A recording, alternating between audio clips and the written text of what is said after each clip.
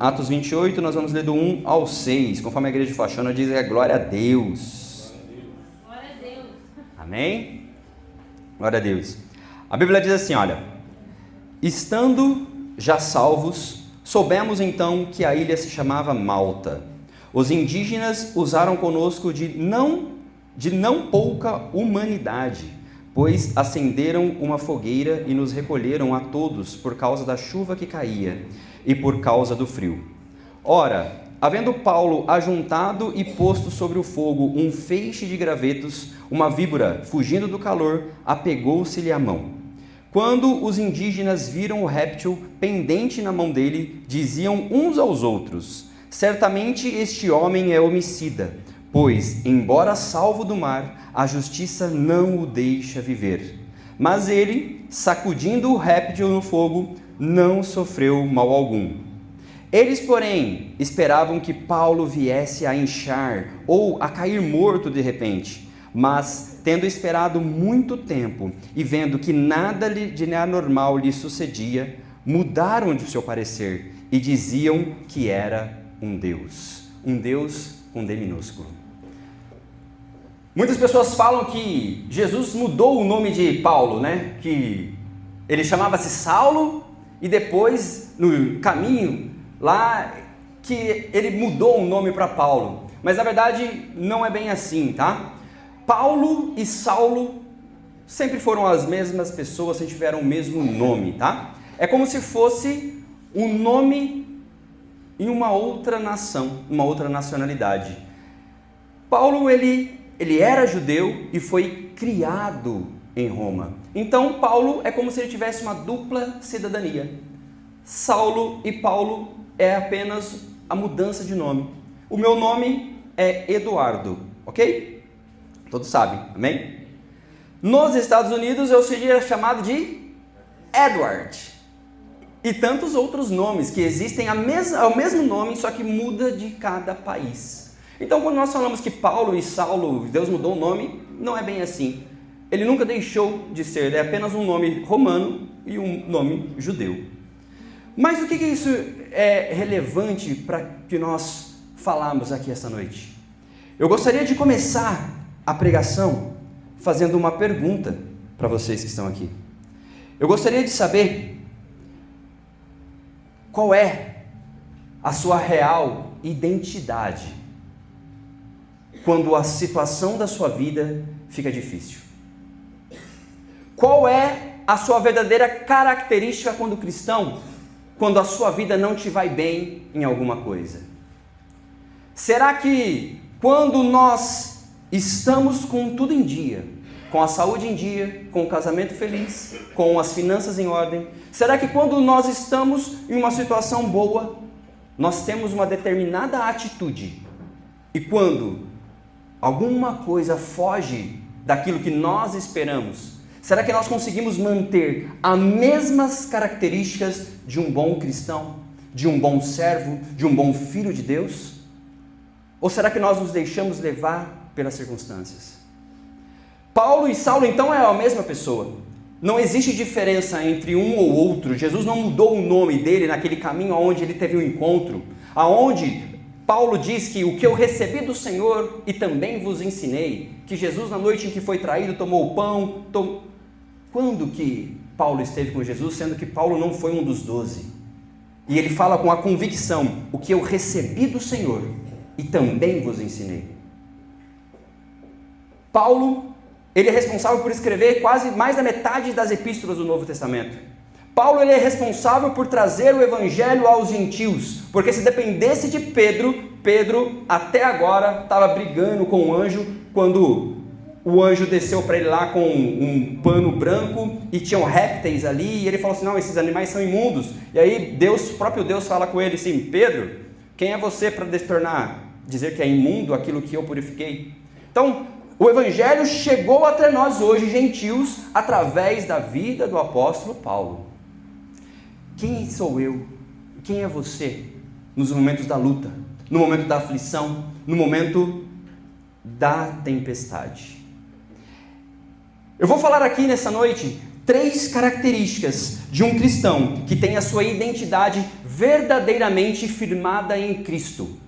E quando nós, como filhos de Deus, temos uma identidade verdadeiramente firmada na rocha, nós não mudamos essas nossas atitudes, independente da situação, independente do que nos aconteça. Se nós estamos bem, nós agimos de uma forma. Quando nós estamos mal, nós agimos da mesma forma.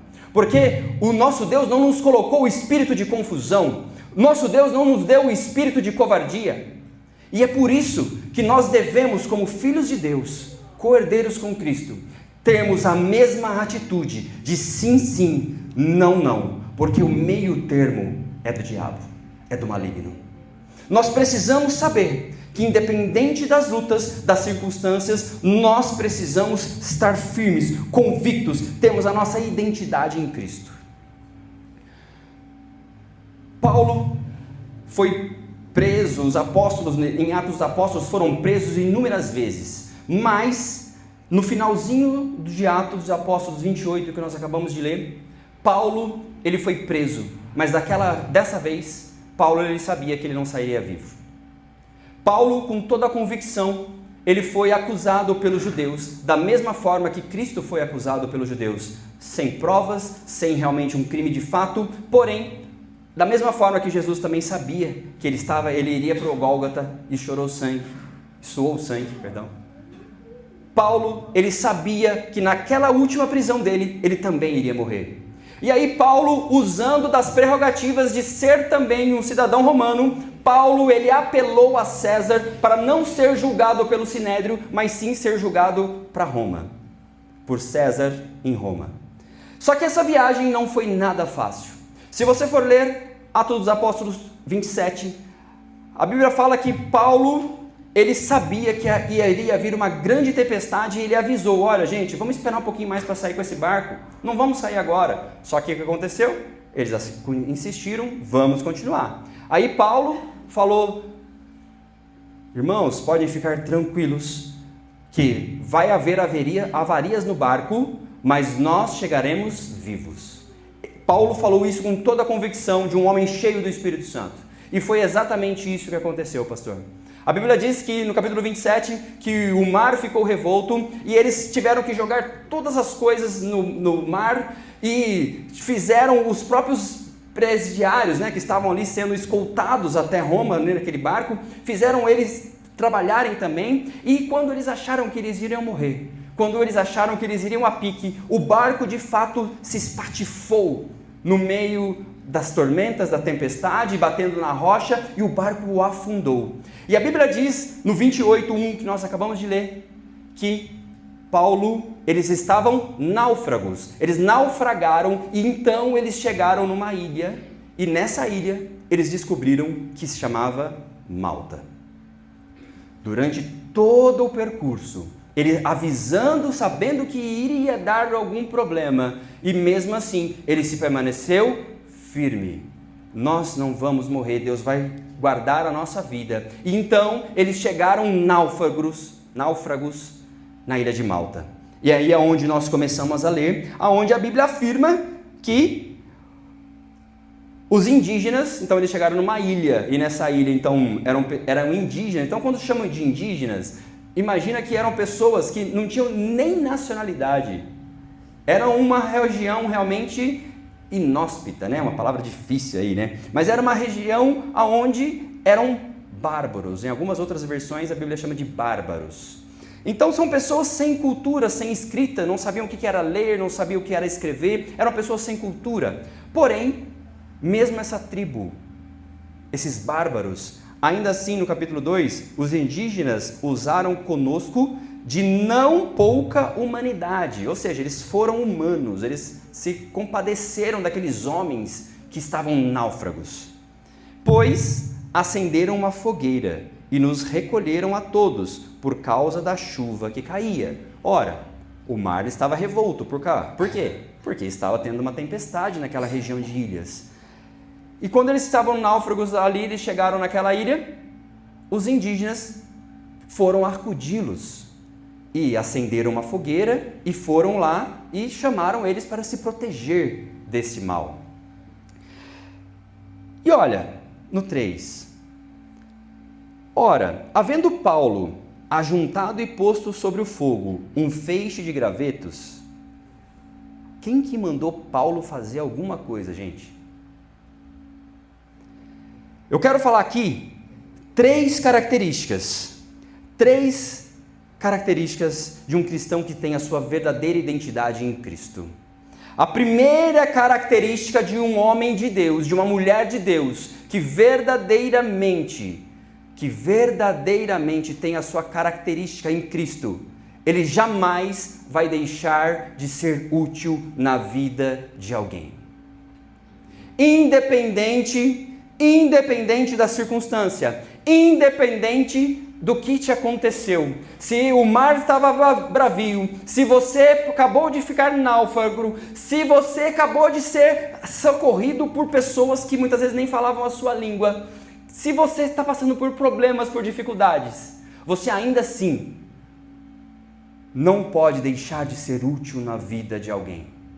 Eu tenho uma frase que depois virou até uma frase que está atrás da camiseta: se não for para servir, para que eu sirvo?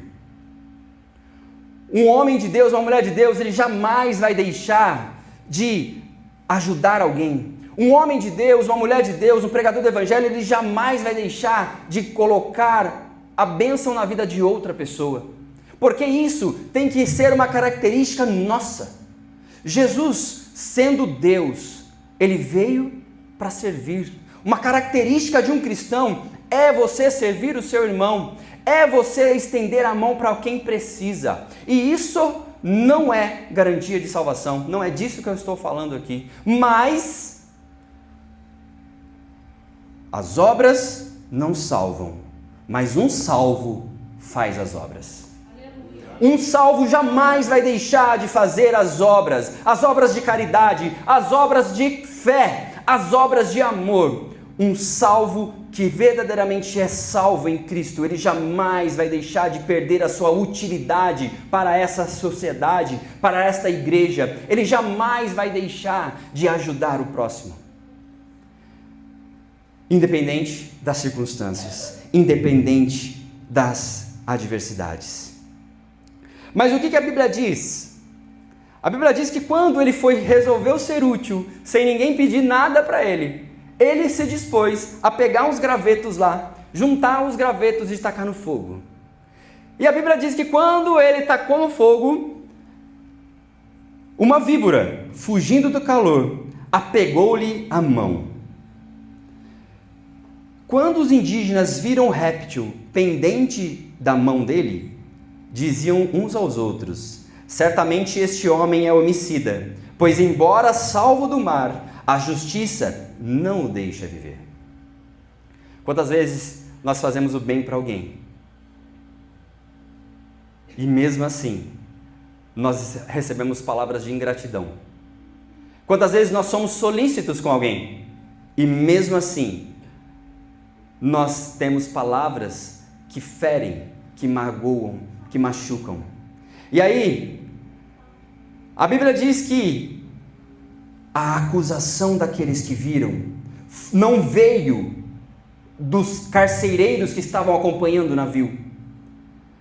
A acusação veio de quem realmente começou a fazer o fogo e provavelmente o fogo estava acabando por causa da chuva. E Paulo, muito solícito, pegou aquelas madeiras, aquelas coisas e jogou ali para continuar o fogo que eles mesmos tinham começado. E a resposta deles, vindo aquela ação, foi que certamente ele realmente é digno de morte. Porque olha só, era para ter morrido no navio e não morreu, mas a vida não o deixa viver. Como se já fosse ali o juiz e o executor. Como se aquelas pessoas que tivessem ouvindo o que estava acontecendo com Paulo realmente tivessem autoridade sobre a vida dele. Mas, no versículo 5, ele, Paulo, sacudindo o réptil no fogo, não sofreu mal algum. Eu consigo imaginar essa cena, meus irmãos. Eu consigo imaginar essas cenas de Paulo pegando uns gravetos, tacando no fogo, e no meio do fogo aquela cobra vindo e pegando na mão dele. E ele simplesmente continuou tacando fogo ali, como se nada tivesse acontecido. Como se as palavras que aqueles homens tivessem falado para ele, que olha, você realmente é digno de morte, não fizesse diferença alguma na vida dele. Não fizesse diferença alguma. A mordida, a dor na mão dele, o veneno entrando no sangue dele, as palavras de acusação não podem fazer você parar de crer. As palavras de acusação, a dor, a ingratidão não pode mudar quem você é. A sua essência como cristão tem que ser generosa. A sua essência como cristão tem que ser voluntária. A sua essência como cristão precisa ser verdadeiramente servo de Cristo, exemplo de Cristo. Você precisa entender que as pessoas elas vão te julgar, as pessoas elas vão te acusar, mas a sua identidade em Cristo, ela não pode mudar, ela tem que ser a mesma. Quando as pessoas estão dando papinha nas suas costas e está tudo bem, a sua atitude como cristão precisa ser uma. E quando as pessoas estão te apunhalando pelas costas, ela deve ser a mesma, porque aí você vai mostrar verdadeiramente quem você é. É só quando você tem uma constância na presença de Deus, com suas atitudes, com o seu falar, com o seu pensar, é que você chega à estatura de varão perfeito. Porque uma criança, ela é inconstante.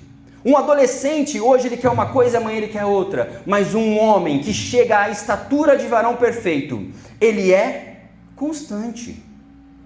Não é as circunstâncias que moldam o seu caráter. Se você nunca roubei, mas dependendo da situação eu vou roubar. Eu nunca adulterei, mas dependendo da situação eu vou adulterar. Isso diz mais sobre você do que sobre o pecado. Porque o pecado, ele continua sendo o mesmo. Segunda característica de um cristão. Primeiro, é ele ser útil.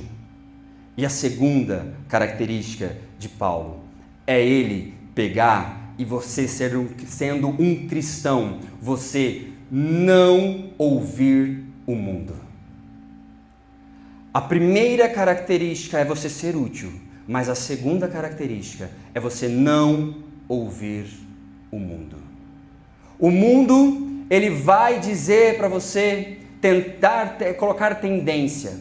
Sabe quando você está rolando o feed do seu Instagram, ou de qualquer rede social que você veja, se você para por mais de 3 segundos para você ver um vídeo de política, a partir daquele momento, o algoritmo vai entender que você gosta daquele assunto de política, determinado candidato X ou Y, e a partir daquele momento, o algoritmo vai ficar te mandando só assuntos daquele algoritmo de política, daquele candidato X. Se você vê um assunto de piada, de gatinho de IA, o algoritmo vai ficar te passando só gatinho de IA, e por aí vai. O mundo, ele quer te engolir. O mundo, ele quer pegar e fazer com que nós sejamos apenas marionete. E aí, eles, porém, esperavam que Paulo viesse a inchar e a cair morto de repente. O mundo, ele tem uma preconcepção de cristão. O mundo, ele faz uma preconcepção, ele tem um preconceito de cristão. O mundo, ele tem uma falsa maneira de enxergar as coisas, porque quando nós nos preocupamos com salvação e vida eterna, o mundo se preocupa com o que eles vão festejar no final do mês, se é com o hexa da Copa ou não. Se é com o churrasco no final de semana com bebedeira, ou se vão simplesmente pegar e vão estar acordando de ressaca no outro dia. O mundo, existe uma preconcepção de tudo. Então, quando por consequência eles viram uma cobra mordendo a mão de Paulo, eles preconceituaram que aquele homem era homicida e que de fato nem a vida o deixava viver. E o que eles estavam esperando? Que ele simplesmente caísse para trás, batesse com a cabeça e morresse. Mas Nós sabemos o que aconteceu. Nós sabemos o que aconteceu. Eles esperaram. Meus irmãos, eu quero dizer para você que o mundo vai ficar esperando sentado, porque de pé cansa, para ver a nossa queda. Que o mundo espere sentado, torcendo contra nós, mas o mundo não prevalecerá, porque as portas do inferno não prevalecerão sobre a igreja. Entenda que você tem que ser um homem, uma mulher de Deus, cheio do Espírito Santo, e quando todos estiverem torcendo contra você, você vai dizer assim: grandes coisas tem feito o Senhor por mim, por isso eu estou alegre. Verdadeiramente tenha fé, não seja mais uma marionete do mundo, do sistema, porque quando você começar a ver aquele assunto onde o mundo vai querer te engolir, isso vai acontecer, com isso vai enfraquecer a sua mente. Não dê ouvidos ao mundo, porque o mundo ele vai torcer contra, o mundo ele torce contra a família, o mundo ele torce contra pai e mãe, o mundo ele torce contra a santidade, o mundo ele torce contra uma vida saudável, o mundo ele torce contra todas as coisas que é pregado dentro da igreja. O mundo ele prega, ele vai torcer contra, ele vai sempre torcer contra a nossa fé. O mundo ele sempre vai querer nos trazer para baixo. Por diversas vezes nós nos deparamos com situações aonde a nossa identidade ela é atacada. No último carnaval, colocaram a família tradicional em latas de conserva. O mundo, ele sempre vai querer colocar a nossa identidade à prova. O mundo, ele sempre vai querer fazer com que você tenha dúvida se você é cristão. Na minha época de adolescente, eu morava no Avareí, aqui em Jacareí, e a FAPI ainda era ali no 9 de julho, e a sede ali da quadrangular era ali no Jardim Paraíba. E domingo de manhã, eu ia com a minha biblinha preta debaixo do braço, e passava na porta da Fapija, e todo mundo passava e ficava olhando, que esse rapaz está descendo ali, passando, e eu não ia para entrar na Fapija, eu ia para ir encaminhado à direção à escola bíblica. Essa era a minha identidade. Eu me batizei no dia 1º do 10 de 2000, esse ano eu completo 26 anos de batizado nas águas, e até hoje, nas minhas orações, eu ainda faço a minha confissão de fé. Jesus, eu te aceito como o único e suficiente Salvador da minha alma. Escreve o meu nome no livro da vida. Há 26 anos eu repito essa oração. Essa é a minha essência. É isso que eu vou ser. Com dinheiro, sem dinheiro. É isso que eu vou ser com família, sem família. É isso que eu vou ser com ministério, sem ministério. É isso que eu vou ser quando as luzes estão acesas e quando as luzes estão apagadas. É isso que eu vou ser. Porque essa é a característica de um cristão. Você tem que ser quem você é, independente das circunstâncias. E mesmo que você pague o preço por isso. Paulo pagou o preço de ter uma cobra grudada na mão, de ter pessoas apontando o dedo para ele, falando assim: você é digno de morte de fato, porque nem a vida quer te deixar viver. As coisas aqui para você realmente estão mal, já já você vai cair para trás. Então a primeira coisa, seja útil na vida de alguém, sempre. Segundo, não dê ouvidos ao mundo. E terceiro, permaneça imutável. Imutabilidade é uma das características do nosso Deus. A Bíblia diz que, mesmo nós sendo infiéis, Deus permanece fiel. Só que quando a Bíblia faz essa afirmação, ela não está falando que é uma justificativa para nós pecarmos. Muito pelo contrário, quando a Bíblia faz essa afirmativa, que Deus permanece fiel, não diz sobre o ser humano, diz sobre quem Deus é, diz sobre a essência dele. Ele é imutável. A Bíblia diz que o nosso Deus, ele não se zomba. Aquilo que o homem plantar, certamente ele colherá. De Deus não se zomba. Então, por mais que ele nos ame, por mais que eu seja um pregador convicto da graça de Deus, da salvação de Deus e do amor de Deus, eu também jamais deixo de pregar que o nosso Deus, ele é justiça. O nosso Deus, ele jamais vai deixar o culpado por inocente. De Deus não se zomba. Aquilo que o homem plantar, certamente ele colherá. Você tem plantado na presença de Deus a sua integridade como uma linha reta, ou você tem feito atalhos na sua vida como cristão? Você tem feito desvios na sua vida como cristão? Uma terceira característica de Paulo é a imutabilidade. Ele permaneceu firme durante as acusações, durante aquilo que aconteceu. Muito tempo vendo que nada de anormal lhe sucedia, mudaram de parecer e diziam que ele era um Deus com D minúsculo. Quem que mudou? Foi Paulo? Quem que mudou? Foi as atitudes dele? Quem que mudou? Foram as circunstâncias? Abriu um sol e apareceu um navio novinho para eles continuarem a viagem? Não. Quem mudou foi a concepção dos outros. Como nada lhe acontecera, aí eles mudaram de ideia. Opa, peraí. Perante todos esses problemas, ele veio, tentou morrer afogado, não morreu. O universo, a vida, tentou matar ele no naufrágio, não conseguiu. Depois, ele continuou firme lá no 27, afirmando que Deus não ia deixar eles morrerem. Aconteceu a tempestade, aconteceu o naufrágio, eles não morreram. Depois, ele continuou lá sendo solícito e sendo útil, colocou lá, foi mordido pela cobra. Agora ele morre. Não morreu de novo. Passou o tempo, achando que iria cair duro, não caiu duro, não morreu.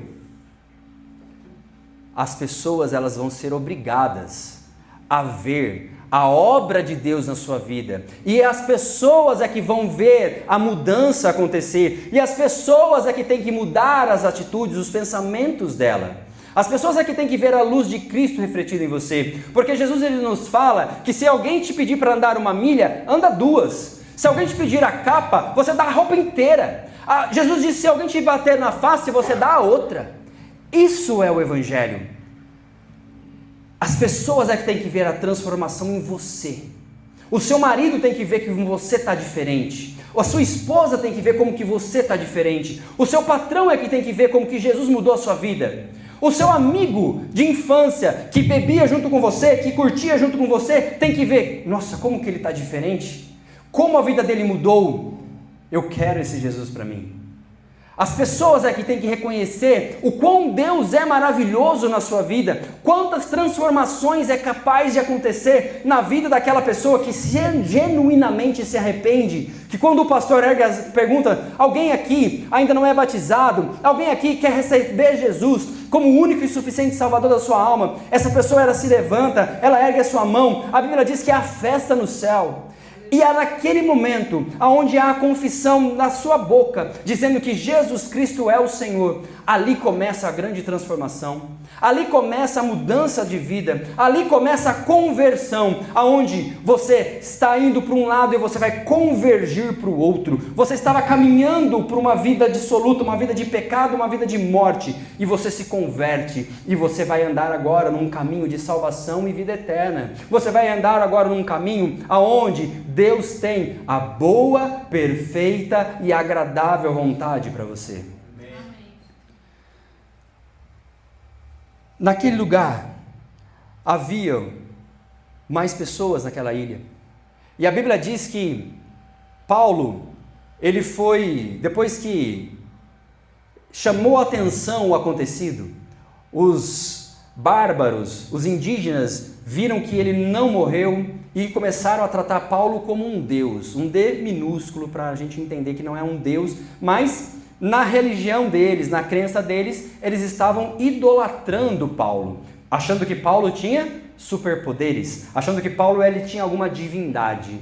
E aí, Paulo, com toda a sua imutabilidade na presença de Deus, a Bíblia diz que tinha uma pessoa lá importante nessa ilha, e os bárbaros levaram ele até essa pessoa, e essa pessoa tinha um familiar dele que estava doente, estava passando mal, e Paulo foi lá e curou aquela pessoa, independente daquilo que disseram de Paulo, independente do que aconteceu com Paulo, Paulo na sua imutabilidade, na sua firmeza de caráter, na sua firmeza como cristão, Paulo foi lá e fez o que ele tinha que fazer, o que eles faziam sempre. Ide de 2 em 2, pregar o evangelho, e todo aquele que você batizar será batizado, aquele que você retiver o pecado vai ser retido. E Jesus deu autoridade para pisar em serpentes, Jesus deu autoridade para esses discípulos curarem, e Jesus nos disse ainda que faríamos obras maiores ainda do que ele. Então Paulo não deixou de fazer aquilo que ele foi mandado, independente se ele estava em Jerusalém, independente se ele estava na ilha de Malta, que só chegaram lá por causa de um naufrágio. Deus tinha todo um propósito. A viagem durou mais de 2 anos. Essa viagem onde Paulo estava preso, estava indo lá como um presidiário, rogando para ser julgado por César, durou mais de 2 anos. A Bíblia diz que eles foram andando, pararam, depois deu... Por quê? Porque daí conseguiram contato com alguém, aí Roma mandou um navio, então imagina que teve que vir um navio, depois chegou, daí eles tiveram que voltar de novo. Então, essa viagem durou 2 anos. Está narrado aqui na Bíblia, se você for continuar lendo o 28. Essa viagem continuou por 2 anos. E depois, aonde chegou, quando Paulo ele chegou lá em Roma, a Bíblia diz também que todas as coisas, todas as obras que Paulo fez foram notórias. E aí, os demais presidiários foram presos numa cela comum e Paulo ficou preso numa casa apartada junto com o capitão daquela escolta, como se hoje em dia fosse uma prisão domiciliar. Ele ficou preso separado, não na cadeia, em outro lugar, sendo cuidado pelo capitão daquela guarda que fez a escolta ali. E aí a Bíblia diz também que, nesse tempo que Paulo ficou ali preso, os irmãos de Roma vieram visitá-lo. Então ele tinha visitas, ele tinha pessoas que o acompanhavam, ele tinha uma vida mais confortável do que quem estava na cela, mas tudo isso, ele só curou as pessoas que estavam ali em Malta, porque depois que ele fez a cura, também outras pessoas enfermas na ilha de Malta também procuraram Paulo para serem curados. Paulo só curou na ilha de Malta, Paulo só curou lá em Roma, Paulo só teve uma prisão domiciliar privilegiada. Por quê? Porque ele, o tempo todo, esteve firme com os seus caráter, com a sua postura como cristão, com a sua atitude, sendo útil, não dando ouvido e permanecendo firme e imutável. Eu quero você, meu irmão, pense na sua vida.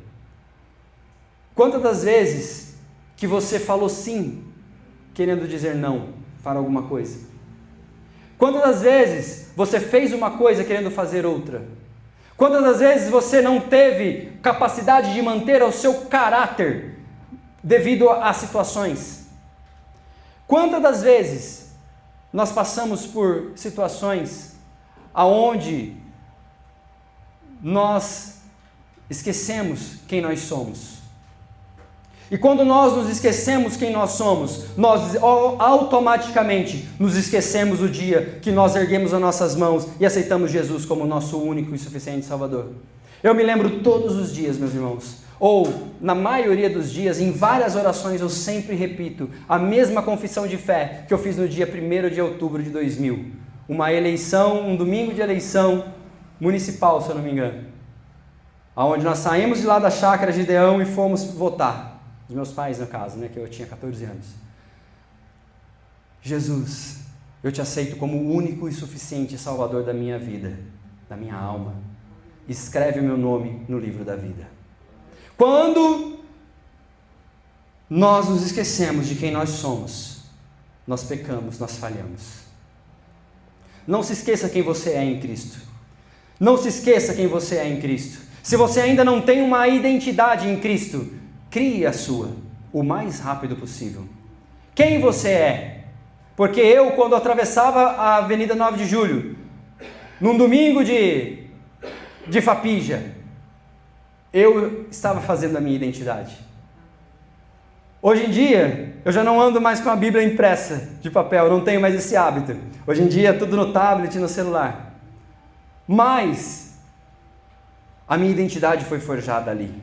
Quem sou eu ali? Independente se algum colega meu de escola me visse, eu estava indo para a igreja no domingo de manhã.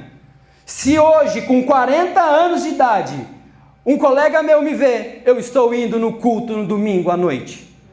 Por quê? Porque essa é a minha identidade. Irmãos, tenha a sua identidade com Cristo, independente da idade que você tenha.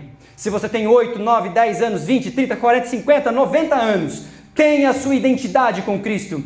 Tenha a sua identidade independente da sua esposa, do seu marido. Tenha a identidade independente do seu irmão, da sua irmã. Tenha a sua identidade independente dos seus tios. Tenha a sua identidade, porque a sua identidade ninguém pode tirar. A sua identidade, aquilo que você é em Cristo, é o que vai fazer com que você venha conhecer a face do nosso Mestre. Porque é isso que Jesus colocou em você. O que Jesus colocou em você era a identidade que Ele te deu. É isso que vai fazer com que você o veja lá na glória. Porque a Bíblia diz lá em Apocalipse que naquele dia Jesus vai nos dar um novo nome escrito em uma pedra branca que só você e Ele vai conhecer. Isso é identidade. Identidade de salvação, identidade de cristão, identidade como homem e mulher de Deus, cheios do Espírito Santo. Tenha a sua identidade em Cristo inabalável. Tenha a sua identidade em Cristo, independente se tudo te vai bem ou se tudo te vai mal. Tenha a sua identidade. Conheça os seus limites. Conheça os seus pontos fortes. Conheça os seus pontos fracos. Conheça aquilo que te faz feliz. Conheça aquilo que te faz triste. Conheça aquilo que te tenta. Conheça aquilo que não te faz diferença alguma. Conheça a sua identidade em Cristo, para que você venha viver verdadeiramente a vida que Jesus tem para te dar. Paulo, ele não deixou de ser Paulo no dia que ele encontrou Jesus, mas ele simplesmente falou: o que eu recebi do Senhor e também vos ensinei. Paulo recebeu identidade. Aleluia. Paulo recebeu identidade naquele dia, aonde tem uma voz falando comigo. Que voz é essa? Essa voz, Paulo, Paulo. Jesus não falou Saulo, o nome dele lá. Jesus falou Paulo, o nome dele judeu. Paulo, Paulo, por que me persegues? Do mesmo jeito que Jesus falou para Pedro: você é pescador de homens? A mesma coisa, por que me persegues? E aí, ele passou a ser um perseguido. O tempo todo aqui, desde o primeiro boa noite que eu falei, o que eu queria falar para você, meu irmão: tenha a sua identidade imutável na presença de Deus. Paulo recebeu ali: o que eu recebi do Senhor e também vos entreguei. Paulo recebeu a identidade de Paulo. Paulo ali, daquele momento, ele começou a ser chamado sempre de Paulo. Ali ele recebeu a identidade do pregador do Evangelho, do homem cheio do poder de Deus, cheio do Espírito Santo, que ele trouxe o Evangelho para nós gentios. Ele recebeu ali naquele momento a identidade de Paulo, e a identidade dele não mudou, porque de fato, meus irmãos, quando ele chegou lá em Roma, depois de 2 anos de viagem, e depois de mais um bom tempo de julgamento, de fato, Paulo ali, ele veio a morrer. Paulo ali, ele veio a ter o seu fim. Paulo, ele sabia, e por isso que ele rogou, e mesmo sabendo que ia morrer, ele ainda salvou a vida daqueles presidiários, porque concordam que aqueles presidiários, de qualquer forma, eles iriam estar naquele navio, Paulo estando ou não estando? Paulo salvou. Depois Paulo foi útil em Roma, em Malta. Depois ele chegou em Roma, ele fez milagres lá em Roma também. Paulo, ele não deixou momento algum de pregar o Evangelho. Paulo, ele não deixou momento algum de ter a sua identidade. Tenha a sua identidade, meu irmão, porque a sua identidade é o que vai garantir que você venha conhecer a face do nosso Mestre. A sua identidade em Cristo é que vai fazer com que você verdadeiramente tenha uma vida agradável, boa, perfeita e agradável. A identidade que Deus te deu, ela é única. Eu não consigo fazer o que o Gustavo faz, o Finho faz. Algumas coisas eu até faço, mas não faço como eles fazem. Da mesma forma que, sem sem exaltação nenhuma, mas da mesma forma, também o que eu faço, muitas vezes, o Gustavo também não faz. E essa é a nossa identidade, essa é a nossa característica. O Espírito Santo de Deus, ele dá dons espirituais. E dom, você pode morrer de pedir que o Espírito Santo não vai te dar. Porque a Bíblia diz que o dom espiritual, o Espírito dá conforme lhe convém, conforme lhe apraz, para o fortalecimento da igreja. Característica, identidade. Seja você mesmo, seja você com Cristo, seja o seu caráter notório, e todos vão falar: lá vai um homem de Deus, lá vai uma mulher de Deus, cheios do Espírito Santo, cheio de poder. Eu quero que, para a gente encerrar aqui, eu quero que você tenha o hábito. Eu quero que na segunda-feira, a partir de amanhã, durante toda a semana, você lembre dessa palavra, que você precisa ter uma característica, você precisa ter a sua identidade inabalável e imutável, você precisa ser útil, você precisa não dar ouvidos para o mundo, e você precisa ter a sua característica firme e imutável, você não pode mudar. Então, quando você pede força para Deus, Deus me dá força, Deus vai te dar força, te dando luta, te dando provação. Então, eu quero que você, quando você se identificar com uma situação durante essa semana que vai tirar você do sério, quando você, mulher, seu marido fizer alguma coisa que você não goste, e você tem o hábito de brigar, de gritar,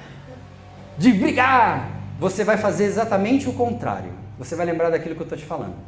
Quando seu marido tirar você do sério, do prumo, você vai respirar fundo e vai lembrar: a minha característica é de da mulher sábia. Mas você também, marido, quando a sua esposa vier nervosa, ou quando a sua esposa tirar alguma coisa de sério, de você do sério, você está acostumado a já brigar, você está acostumado já a levantar, a quebrar tudo, ou ficar calado, você também vai se policiar em fazer o contrário. Quando você estiver numa situação onde comumente você iria agir de uma maneira que você sabe que o Espírito Santo de Deus não se agrada, você vai chamar a sua própria atenção e você vai fazer diferente.